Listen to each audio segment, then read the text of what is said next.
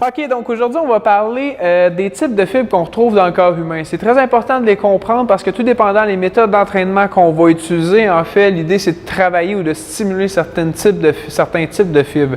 Donc, il y a 3 types de fibres essentiellement au niveau de la musculature, c'est-à-dire les types de fibres 1, les types de fibres 2A et 2B. On les regroupe en 2 groupes, OK? Type de fibre 1 plus des types de fibres d'endurance, type de fibre 2A, 2B plus de types de puissance, OK?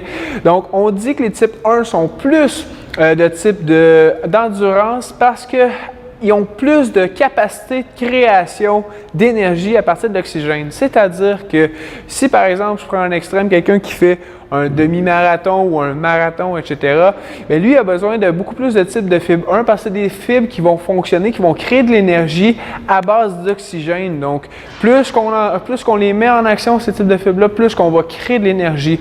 À l'opposé, on a les types de fibres 2A, 2B, qui sont des types de fibres de puissance, c'est-à-dire dans lesquels on va retrouver beaucoup de réserves de glycogène, qu'on va retrouver beaucoup d'ATP et ainsi que de créatine, qui sont vraiment 3 types de substrats énergétiques hyper rapides. L'avantage avec ces types de fibres-là, c'est qu'ils sont très puissantes, hein? C'est ça leur objectif, sauf qu'ils se fatiguent vite, donc ils ont moins de capacité à utiliser l'oxygène pour réussir à créer de l'énergie.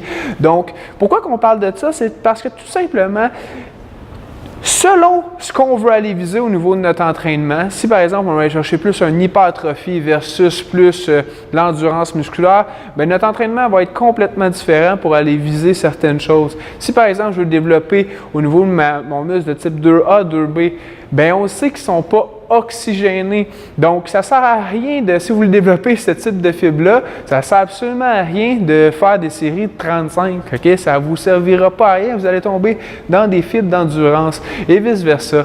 Donc, maintenant qu'on sait ça, on va pouvoir rentrer plus loin dans les méthodes d'entraînement. Donc, comment aller vraiment recruter quel type de fibre? Quel type de fibre est plus à potentiel hypertrophique que d'autres? Quel type de fibre vont vous permettre à développer de la force, etc.